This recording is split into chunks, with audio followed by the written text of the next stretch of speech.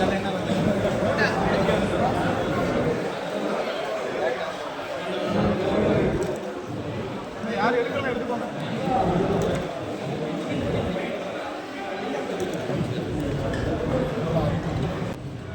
இந்தியர் கட்சிங்கிறது சாதாரணமாக ஆரம்பிக்கப்படல.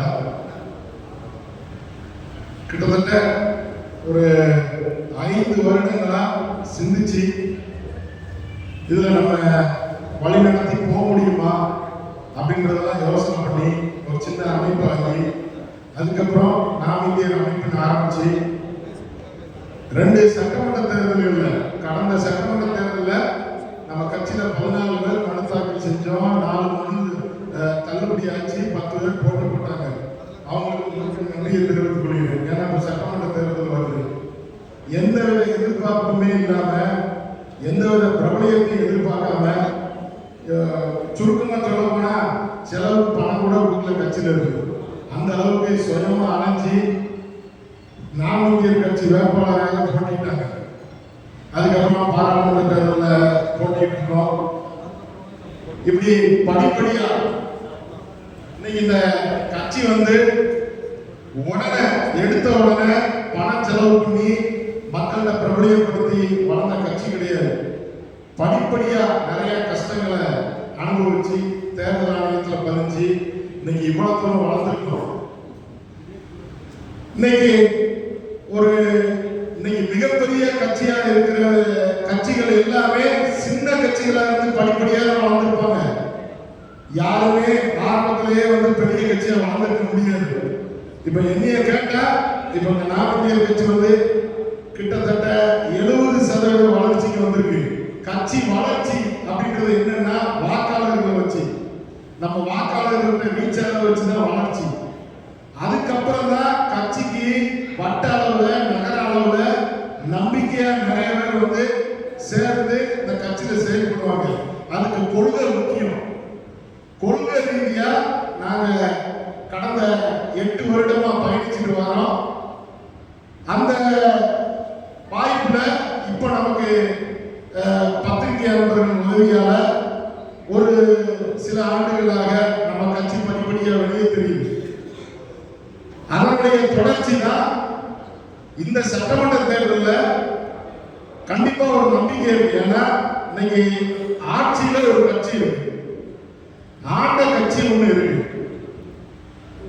அது போக புதுசா ஏற்கனவே நான் 16 ஆண்டுகளாக தனியாவே ஒரு கட்சி தமிழ்நாட்டில் போட்டி போட்டு இருக்கு.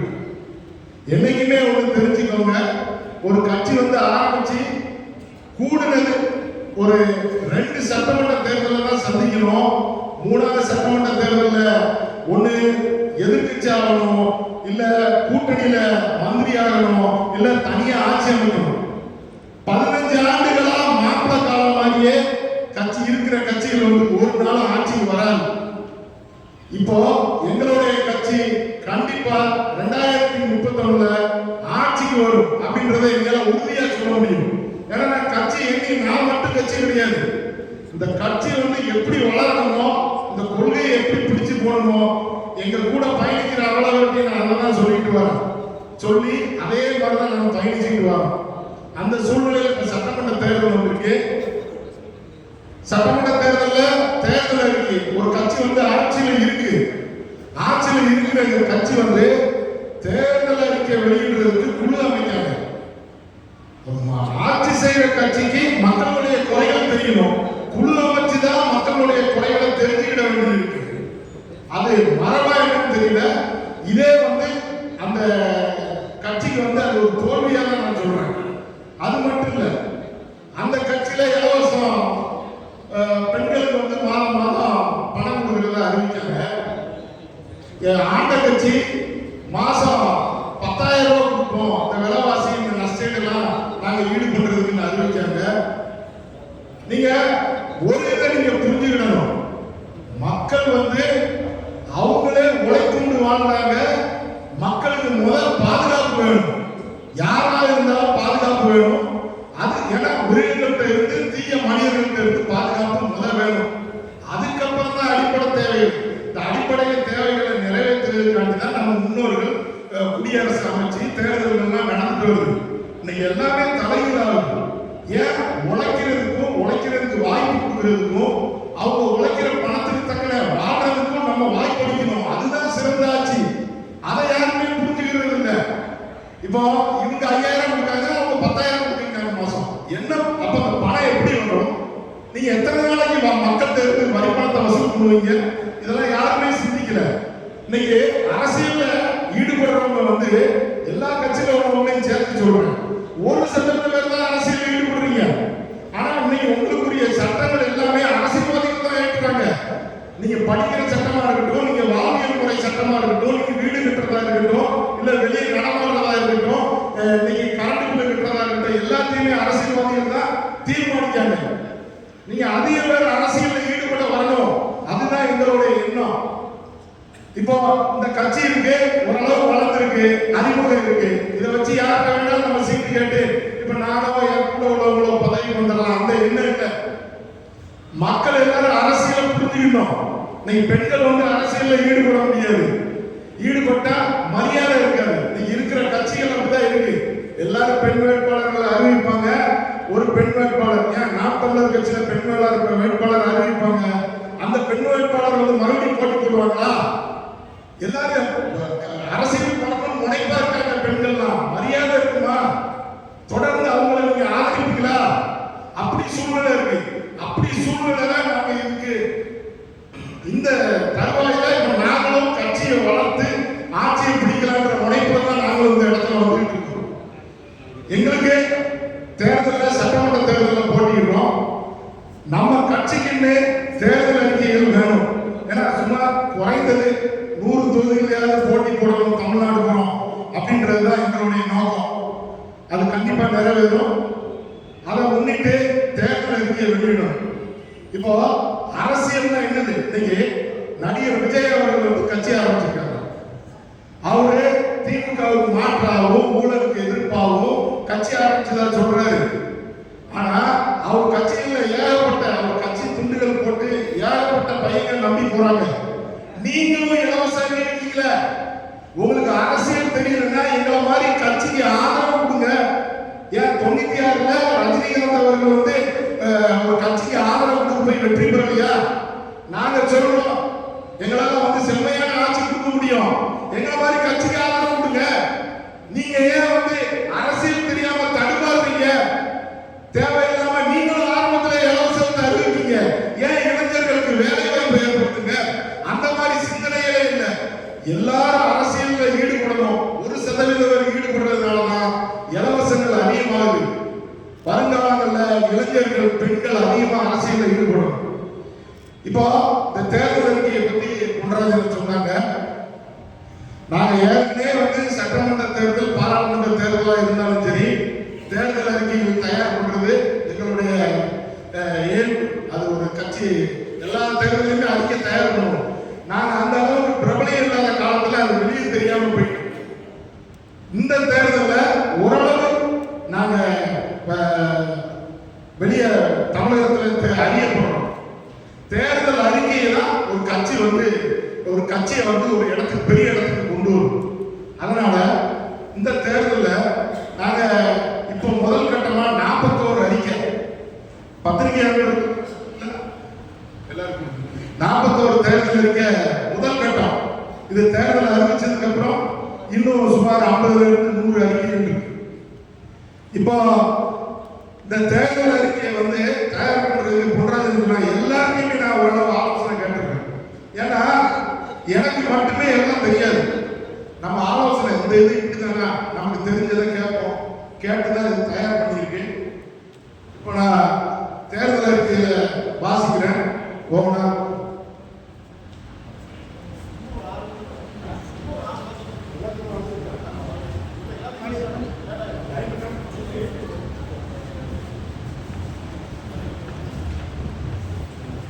தேர்தல் அறிக்கை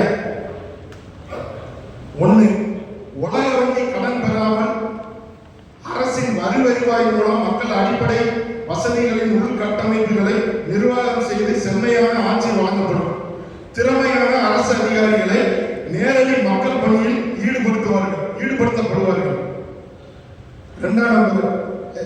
அனைவருக்கும் சுத்திகரிக்க குடிநீர் என்ற நோக்கில் அரசு உயர்நிலை நீர்த்தேக்க தொட்டி அருகே குடிநீர் சுத்திகரிப்பு இயந்திரம் அமைத்து 10 லிட்டர் அளவு கொண்ட கேன்கள் மூலம் இலவசமாக வழங்கப்படும். சொந்த வீடு இல்லாதவர்களுக்கு இலவச வீட்டுமனை திட்டத்தில் தாலுகா கவர்மெண்ட் உள்ள அரசு காலி நிலங்களை 2.5 சென்ட் வீட்டுமனைகளாக பிரித்து இலவசமாக வழங்கப்படும். அனைவருக்கும் அரசு மருத்துவமனை மூலம் காப்பீடு இல்லாமல் தனியார் மருத்துவமனைக்கு இணையாக தனி படுக்கை அறை வசதி கொண்டு அனைத்து நோய்களுக்கும் இலவசமாக சிகிச்சை வழங்கப்படும் மற்றும் உலக தரத்தில் அனைத்து பரிசோதனையும் செய்யப்படும்.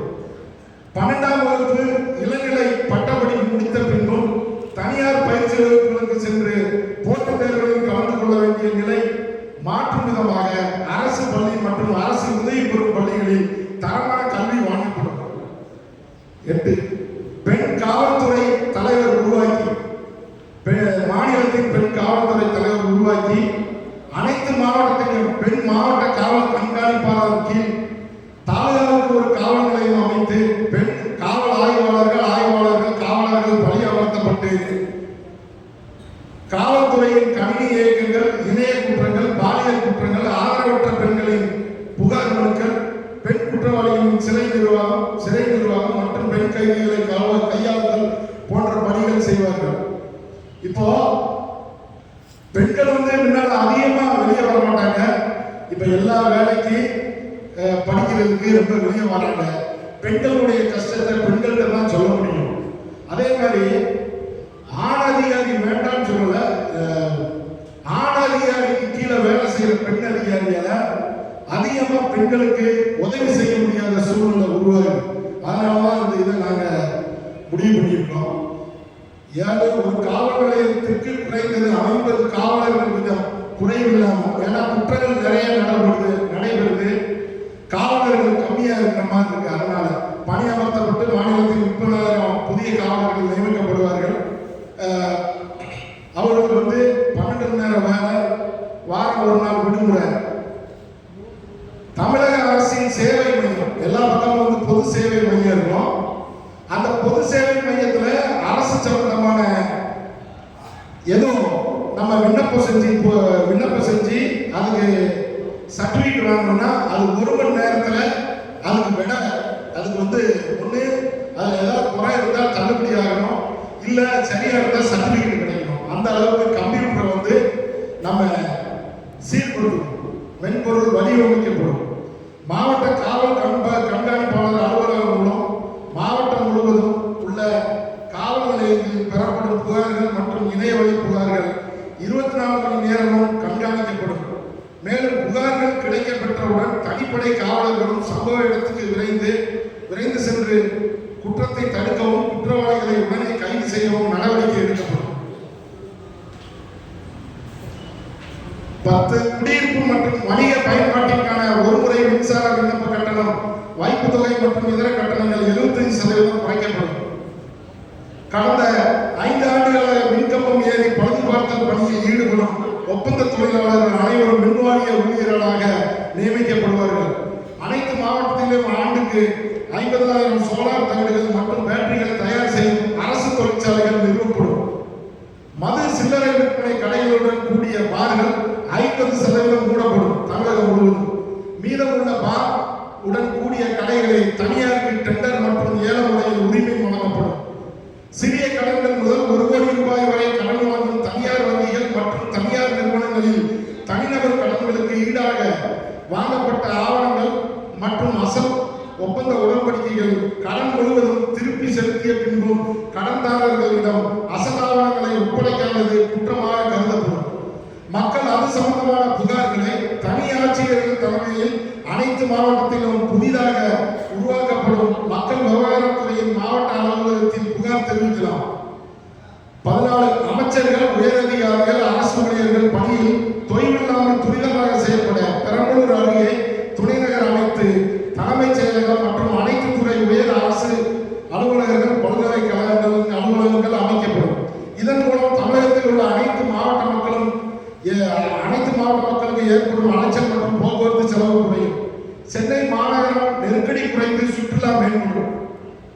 15 ஆதரவற்ற மாற்றுத்திறனாளிகள், மனநலம் குன்றியோர், வருவாய் ஈட்ட இயலாதோர், இயற்கை சீற்றங்களினால் சேதமடையும் வீடுகள், விளைபொருட்கள் சேதார நிவாரணம், மீன்பிடி தடைகால நிவாரணம், தொழில் வகுப்பு வாரியான கல்வி கட்டணங்கள் மானியங்கள் போன்றவைகளை தவிர அரசு வழங்கும் பிற அனைத்து இலவசங்களையும் மானியங்களையும் பரிசீலனை செய்யப்படும். அரசின் அனைத்து துறை அலுவலர்கள், அதிகாரிகள், மருத்துவர்கள், பொறியாளர்கள், காவல்துறை அதிகாரிகள், காவலர்கள், தொழில்நுட்ப வல்லுநர்கள், செவிலியர்கள் உட்பட அனைத்து வகையான அரசு துறை ஊழியர்கள் பணிமாறுதல்கள் இணையவழி மூலம் பணிமாறுதல் செய்யப்படும். அது தனி அமைச்சகம் மூலம் செயல்படுத்தப்படும். பெரும்பாலான அரசு அலுவலகங்கள் 17 பெரும்பாலான அரசு அலுவலகங்கள் கடினமாக பார்க்கப்பட்டுள்ளதால் துறைவாரியாக அதிக வேலைப்பாடுகளை ஆராய்ந்து பணிச்சுமைகளை களைய நடவடிக்கை எடுக்கப்படும். மக்கள் அவர்களே குப்பைகளை தரம் பிரித்து தூய்மை பணியாளர்களிடம் வழங்க சிறிய எளிதாக கையாளக்கூடிய 3 பகுதிகளை கொண்ட 10 கிலோ எடையுடைய குப்பை தொட்டிகள் அனைத்து வீடுகளுக்கும் இலவசமாக வழங்கப்படும். உதிர்ந்த இலை மற்றும் மரச்செடிகளின் கழிவுகளை தனியாக சேமிக்கப்படும். 19 கிராமங்கள், மலை கிராமங்கள் மற்றும் இரவு நேர தொலைதூர பேருந்து வழித்தடங்கள் தவிர மற்ற வழித்தடங்களில் 25% வழித்தடங்களை தனியாருக்கு பேருந்து இயக்க அனுமதி வழங்கப்படும். தற்போது இயங்கிக் கொண்டிருக்கும் அரசு பேருந்துகளில் 5 லட்சம் கிலோமீட்டர் கடந்த பேருந்துகளை மாற்றும் விதமாக உடனே 10,000 புதிய பேருந்துகள் வாங்கப்படும். பழைய பேருந்துகள் டெண்டர் மூலம் உடனே ஏல முறையில் விற்பனை செய்யப்படும். 20 அரசு போக்குவரத்து கழகங்களில் அனைத்து வழித்தட கட்டணங்களும் 50% குறைக்கப்படும். வழங்கப்பட்டு வரும் இலவச பேருந்து பயணம் ரத்து செய்யப்படும். அரசு பயண சிறப்பு அட்டைதாரர்கள் மற்றும் பணியில் சீருடையில் உள்ள அனைத்து காவலர்களுக்கும் இலவச பயணம் அனுமதிக்கப்படும். 21 சுங்கச்சாவடிகளில் கனரக வாகனங்கள் தனி வழியில் ஒதுக்கி ஜிஎஸ்டி அலுவலர்களுடைய கூடிய எடைகளை அமைத்து எடை மற்றும் பில்களை சோதனை செய்யப்படும். தேசிய நெடுஞ்சாலைகள் தவிர மற்ற வாகனங்களை அதிகாரிகள் ஆய்வு செய்வார்கள். அனைத்து உள்ளாட்சி தீர்வைகள் மற்றும் கட்டணங்கள் 50% குறைக்கப்படும். அதிக கிராமங்களை கொண்ட மாநகராட்சியை நகராட்சியாக தரம் குறைக்க கருத்து கேட்பு கூட்டம் மூலம் மறுபரிசீலனை செய்யப்படும். 23 உணவுப் பொருள் தர கட்டுப்பாட்டு துறைக்கு தனி அமைச்சகம் உருவாக்கி அனைத்து உணவு தயாரிக்கும் பொருட்கள் உணவு விற்பனை செய்யும் ஹோட்டல்கள், விழாக்கள், விருந்துகள் போன்றவைகளை கண்காணித்து தரம் காக்கப்படும். 24 நிலங்கள் நிர்வாகத்துறை தனியாக உருவாக்கி தனியார்களின் நிலங்களின் தாவாக்கள், அரசு நிலங்களின் ஒப்பந்தங்கள், தனியார் மற்றும் அரசு நிலம் சம்பந்தமான வழக்குகள், அரசு நிலங்கள் பராமரிப்பு போன்றவை மாவட்டம் தோறும் தனி ஆட்சியர் தலைமையில் நிலங்களுக்கான தாசில்தார், துணை தாசில்தார், நில ஆணையர், விஏஓ கொண்டு தனி அமைச்சகத்தின் கீழ் செயல்படும். 25 நிலங்களின் பதிவு கட்டணம் மொத்தம் 9%-லிருந்து 4% குறைக்கப்படும். நிலங்களுக்கு அரசு வில நிர்ணயம் செய்வதை மறுபரிசீலனை செய்யப்படும். 26 ஆன்லைனில் மற்றும் நூற்றுக்கணக்கான கோடிகளின் பேக்கேஜ் டெண்டர் கோருவதை கைவிடப்படும். அரசின் அனைத்து பொதுப்பணிகளும் பொதுப்பணித்துறை மூலம் அத்துறையின் மாவட்ட அலுவலகங்களில் தாலுகா வாரிய வேலைகளுக்கு தனித்தனியே நேரடி டெண்டர் மற்றும் ஆன்லைன் டெண்டர் மூலம் புதிய மற்றும் பராமரிப்பு பணிகள் வழங்கப்படும். 27 நீர்ப்பாசனம் மற்றும் விவசாயத்துறைக்கு 4 இணை அமைச்சர்கள் நியமிக்கப்பட்டு விளைபொருட்கள் கொள்முதல் மற்றும் உணவுப் பொருள் சேமிப்பு, உணவு வழங்கல் போன்றவற்றை இத்துறையின் கீழ் செயல்படுத்தப்படும். 28 பழைய முறைப்படி பொதுப்பணித்துறையின் கீழ் அனைத்து அரசு கட்டிடங்களும் உள்ளாட்சி துறையில் செயல்படுத்தப்படும்.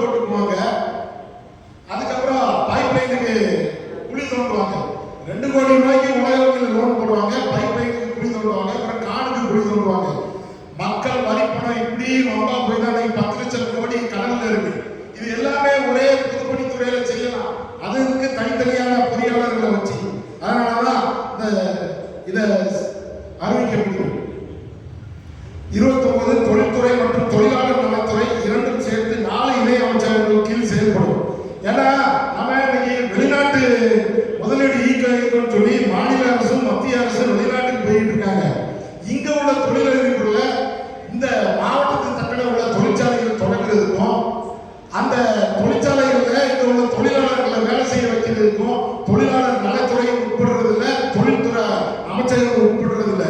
அது ரெண்டு ஒரே அமைச்சகத்திற்குள் 4 இணையமைச்சர்கள் கொண்டு சேர்க்கப்படும். அரசின் புதிய திட்டங்கள் தயார் செய்வதை, அதன் விவரம் மற்றும் அதன் மதிப்பு அந்த துறைகள் மூலம் அரசு இணையம் மற்றும் அந்த பகுதிகளில் விளம்பரம் செய்யப்படும். புதுசா டெண்டர் எதுவும் வருது, இதுல ஒரு எஸ்டிமேட் தயார் பண்றாங்கன்னா முதல்ல அதுல போர்டு வைப்போம், அறிவிப்பு பழக வைப்போம். அதான் இந்த 31 இந்தியாவின் அடையாள மொழியாகவும் மாநிலங்களை இணைக்கும் மொழியாகவும் உள்ள ஹிந்தியை வருங்கால சந்ததியர் வாசிக்கவும் அதை அர்த்தம் அறிந்து கொள்ளவும் 1 முதல் 5ஆம் வகுப்பு வரை தேர்வில்லா பாடமாக கற்பிக்கப்படும். அனைத்து அரசு மொழிகளிலும் பாக்கெட் பால் உடலுக்கு தீங்கு ஏற்படுத்துவதால் பாக்கெட் பால் விற்பனையை படிப்படியாக குறைக்கும் விதம் பால்வளைத்துறை மூலம் மாநிலம் முழுவதும் வட்டம் மற்றும் கிராம அளவில் பால் கொள்முதலும் விற்பனையும் ஒரே கட்டிடத்தில் செய்ய அனுமதி வழங்கப்படும். 33 கட்டிடம் கட்ட பயன்படும் ஜல்லிக்கற்கள், குளவை மண், விவசாயத்திற்கு பயன்படும் வண்டல் மண், பள்ளம் நிரப்பும் மண் போன்றவர்களின் அனுமதி சீட்டு கட்டணங்கள் இன்னைக்கு அதிக கட்டணம் இருக்கு. அதாவது 75% குறைக்கப்படும். இது எதுக்குன்னா ஒரு பக்கம் அதிக கட்டணத்தை வைத்திருக்கிறது. இன்னைக்கு ஒரு சின்ன இடம் வச்சு இதை நான் சொல்றேன். இன்னைக்கு காவல்துறை காவலர்கள் வந்து ரொம்ப சிறந்தவங்க, அதிகாரிகளுக்கு வந்து ரொம்ப ஐடியா வச்சு ரொம்ப சிறந்தவங்க தான். அவங்க ஏன் செயல்பட முடியாம போகுது? நீங்க என்ன பண்றீங்க? கனிம வளத்துறையில ஒரு வண்டிக்கு சீட்டு போட்டா 6000 ரூபாய் அப்படின்னு சொல்றீங்க. ஒழுங்கா சீட்டு போட்டு நடத்துறவனால கடை அடிக்க முடியாது. இன்னைக்கு அந்த இதை ஒரு வண்டியை வந்து கனிம வளம் கடத்துறதை யார் பிடிக்கா? போலீஸ் தான் பிடிக்காங்க. சில இடங்கள்ல, எல்லா இடங்களும் இல்ல, சில இடங்கள்ல காவல்துறைக்கு மாசம் மாதம் கொடுக்கப்படுது. அதுக்காண்டிதான் காவல் நிலையமே சில இடங்கள்ல இருக்கு. இது அரசு அதிகாரிகளுக்கு தெரியும், அமைச்சர்களுக்கு தெரியும், எம்எல்ஏக்களுக்கு தெரியும். அதனாலதான் அதை 75% குறைக்கும். ஜிஎஸ்டி பில்லு, கட்டண சீட்டை வந்து ஆன்லைன்ல ஏற்கனவே நடைமுறையில இருக்கு, அது கடுமையாக்கப்படும். விளைபொருட்கள் மற்றும் காய்கறிகளுக்கு குறைந்தபட்ச விலை நிர்ணயிக்கப்பட்டு அதன் விலை நிலவரம் அறிய ஒவ்வொரு தாலுகாக்களிலும் காய்கறி ஏலத்தை மற்றும் விற்பனை சந்தைகளில் அரசு டிஜிட்டல் விலை பட்டியலில் பொருத்தி தினமும் பட்டியலிடப்படும். மேலும் விளைபொருட்கள் அழுகாதவாறு எளிதாக போக்குவரத்து செய்ய விவசாய சரக்கு குடிசாதன கண்டெய்னர் வாகனங்கள் விவசாய சங்கங்களுக்கு வழங்கப்படும். 35 அரசு கல்லூரிகளில் இளநிலை பட்டப்படிப்பு பயிலும் அனைத்து மாணவியருக்கும் வயரிங், பிளம்பிங், டிரைவிங், இயற்கை பேரிடர் மற்றும் தீயணைப்பு பாதுகாப்பு போன்றவற்றை அறிந்து கொள்ள செய்முறை பாடமாக வாரம் 3 வகுப்பு கற்பிக்கப்படும். 36 மின்சார வாகனங்களுக்கு லைசன்ஸ் வேண்டாம்னு சொல்றாங்க. ஆனால் மின்சார வாகனம் ரொம்ப வேகமா போகுது. 2 வீலரா இருக்கட்டும், காரா இருக்கட்டும். மின்சார வாகனங்கள், இருசக்கர வாகனம் முதல் அனைத்து வாகனங்கள் ஓட்டி பயிற்சி பெற்று சான்றிதழ் பெற போக்குவரத்து அதிகாரிகள் தலைமையில் மாவட்டம் தோறும் 10 ஏக்கர் நிலப்பரப்பில் பயிற்சியாளர்களுடன் கூடிய அரசு பயிற்சி மையம் அமைக்கப்படும். 10,000 மக்கள் வாழும் பகுதிகளுக்கு ஒரு கால்நடை சுகாதார மையம் அமைத்து மனிதர்களின் நண்பனான நாய்கள் மற்றும் செல்ல பிராணிகளுக்கு தடுப்பூசிகள் போடப்படும். மேலும் அனைத்து கால்நடைகளுக்கும் இலவச மருத்துவம் வழங்கப்படும். 38 தொழில்நுட்ப கல்லூரி, பாராமெடிக்கல், நர்சிங், கலை மற்றும் அறிவியல் கல்லூரி போன்ற கல்லூரிகள் தற்போது இருக்கும் எண்ணிக்கையை விட 2 மடங்கை அதிகரித்து அரசு கல்லூரிகள் இல்லாத ஊர்களில் நிறுவப்படும். 39 வாய்க்கால், ஆறுகள் போன்றவற்றில் உள்ள செடிகள் மற்றும் குப்பைகளை அகற்றி கடலோர மாவட்டங்களில் வெள்ள நீரை தேக்கி மானாவாரி நிலங்களில் விவசாயிகளுக்கு நிலத்தடி நீர் பாதுகாப்பது மற்றும் குடிநீர் பயன்பாட்டுக்கு பயன்படுத்தப்படும். மேலும் மேற்கு தொடர்ச்சி மலைப்பகுதியில் அமைந்திருக்கும் கன்னியாகுமரி முதல் கிருஷ்ணகிரி வரை உள்ள மாவட்டங்களில் மழைக்கால நீரை சேமிக்கும் வண்ணம் ஆராய்ந்து கூடுதலாக அணைகள் கட்டப்படும். தேசிய நெடுஞ்சாலையில் உள்ள பேருந்து நிறுத்தங்கள் சுங்கச்சாவடி ஒப்பந்தக்காரர்களின் நிதியில் கட்ட அறிவுறுத்தப்படும். கிராம, நகர, மாநகர பகுதிகளில் எம்எல்ஏ, எம்பி, உள்ளாட்சி பிரதிநிதிகள் போன்றவர்களின் பெயர்களுடன் கூடிய பேருந்து நிலையங்கள் அரசு பணத்தில் கட்ட அனுமதிக்கப்படாது. அடிப்படையில் இலவசமாக பேருந்து நிலையங்கள் அமைக்க முன்வருவோருக்கு அரசு அனுமதி வழங்கும்.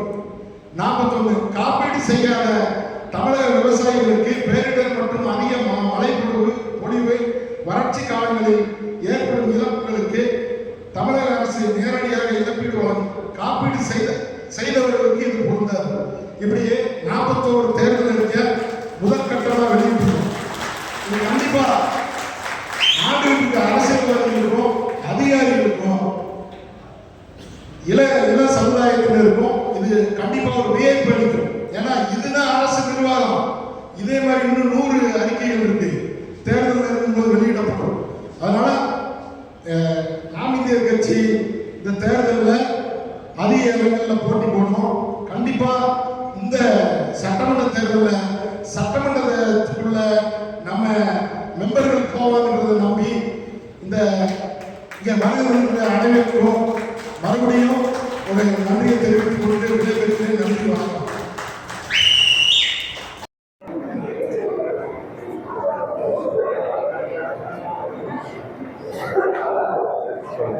கேள்வி கேட்டா பதில். முதல் கட்டமா இன்னைக்கு 41 தேர்தல் அறிக்கை வெளியிட்டிருக்கோம். இன்னும் 59 தேர்தல் அறிக்கைகள் இருக்கு. இன்னும் தமிழகத்துக்கு தேவையானதை நாங்கள் கொண்டு வந்திருக்கோம். முதல்ல நிர்வாகம், கடன் வாங்காம அரசு நிர்வாகம் பண்ண முடியும். ஏன்னா இருக்கிற வரிகளை வச்சு நிர்வாகம் பண்ண முடியும். சின்ன சின்ன விஷயங்களுக்கு மத்திய அரசுகிட்ட கை வேந்த வேண்டிய அவசியம் இல்லை. நிர்வாகம் சீரிய நிர்வாகம் பண்ண முடியும். அதனாலதான் நிர்வாகம் சம்பந்தமான 41 அறிக்கைகள் இன்னைக்கு வெளியிட்டிருக்கு. தேர்தல் ஆரம்பிச்ச உடனே அடுத்த 59 அறிக்கைகள் வெளியிடும். இந்த தேர்தலை பொறுத்தவரை கூட்டணி வைக்கிற மாதிரி இதுவரைக்கும் எந்த முடிவும் பண்ணல. தனியாக தான் போட்டி போடுற மாதிரி 100 தொகுதிகள் வரைக்கும் போட்டி போடும்.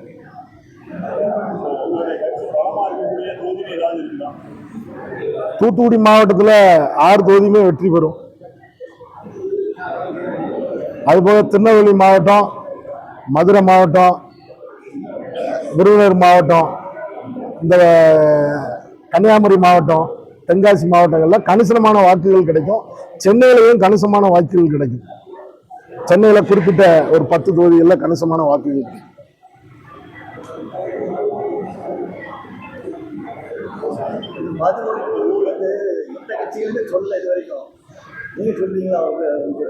இது மது ஒழிப்பு இல்லை.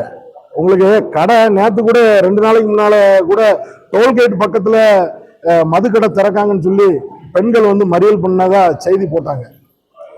அதெல்லாம் இவங்க கண்டுக்கிடவே மாட்டாங்க. மது விற்பனை தான் இப்ப மூலதனம் ஆகிப்போச்சு அரசாங்கத்துக்கு. அப்போ அந்த மதுவை வந்து விற்பனையை அதிகரிக்கணும் அப்படின்னா எல்லா பக்கமும் மது கடைகள் வர வைப்பாங்க. பெண்கள் மது அருந்தினாலும் வரவேற்பாங்க. அப்போ கடைகளை குறைச்சாதான் மது குடிக்கிறவங்க மட்டும் குடிப்பாங்க. இல்லைன்னா எல்லா பக்கமும் இருக்கும்போது அது ஒரு ஜாலி ஆயிரும். அது வந்து ஒரு ஏற்கனவே இப்ப எல்லாமே இப்போ உள்ள தலைமுறைகள் எல்லாமே எதை இருந்தாலும் பார்ட்டிங்காங்க. பார்ட்டினாலே மது அருந்துறதுன்னு ஒரு கல்ச்சர் ஆயிட்டு.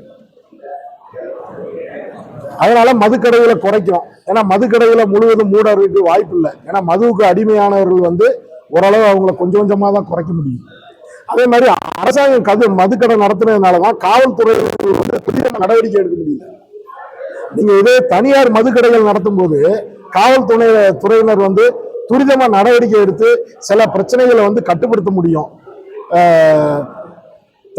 அனுமதிக்கப்பட நேரங்கள்ல 150 ரூபா பொறுமான சரக்கை வந்து 200 ரூபாய் 250 ரூபாய்க்கு விற்கிறத கட்டுப்படுத்த முடியும். கவர்மெண்ட் கடை நடத்துறதுனால அதை கட்டுப்படுத்த முடியல. இப்போ வேடநத்த பாலியல் விவகாரம் வந்து கைது பண்ணாததுக்கு காரணம் இது அரசனுடைய எது கான்பிடென்சியல் மேட்டரா என்னன்னு தெரியல. இருந்தாலும் இது இந்திய அளவில் வந்து வேடநத்த பாலியல் குற்றம் வந்து பெருசா பேசப்படுது. ஒரு பெண்ணை வந்து கற்பழித்து தூக்கி எறிகிற அளவுக்கு சமுதாயம் கெட்டு போயிட்டு. இது ஒவ்வொருத்தருக்குமே எல்லா மனசுல எல்லாருக்குமே தெரியும். பெண்களுக்கு பாதுகாப்பு இல்லை. அது அதனுடைய வெளிப்பாடு. மற்ற பெண்கள் ஜாக்கிரதையா இருக்கணும். இந்த இந்த குற்றவாளிகளை சீக்கிரம் கண்டுபிடிக்கணும். இனிமேல் இதே மாதிரி சம்பவங்கள் நடக்காத வண்ணம் துறையினர் வந்து சிறப்பாக செயல்படணும்.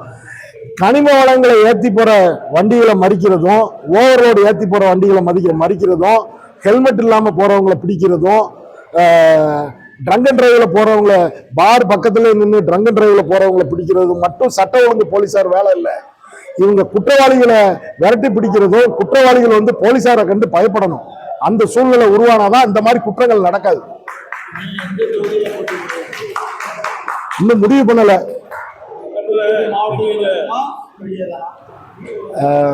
இன்னும் முடிவு பண்ணல. அடுத்த வாரம் நாங்க வந்து வேட்பாளர் பட்டியலை அறிவிப்போம். ஒரு 25 தொகுதிக்கு அறிவிக்கிற மாதிரி இருக்கும். அடுத்த வாரம் புதன்கிழமை இல்லை வியாழக்கிழமை அறிவிப்போம். ஏன்னா 234 தொகுதிக்கு பொது சின்னம் இருக்கு, ஸ்பேனர் சின்னம் இருக்கு. அதனால ஆள் இருக்கிற இடங்கள்ல போட்டி போடுவோம். நான் இன்னும் எங்க போட்டி போடணும்னு முடிவு பண்ணல.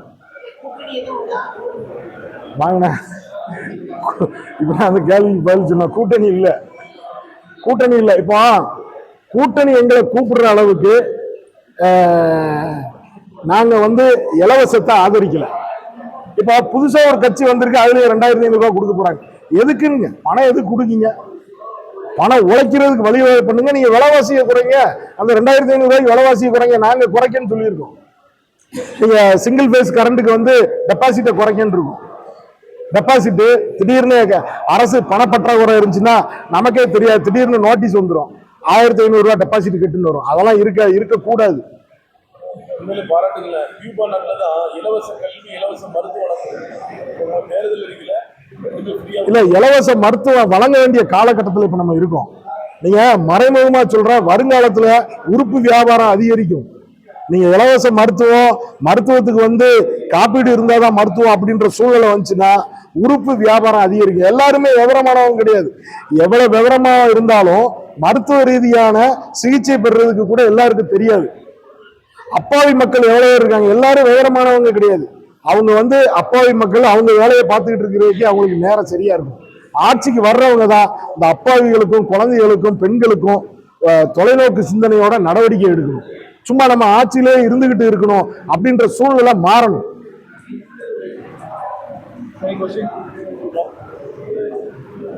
மணி என்ன 8:30 ஆயிட்டா?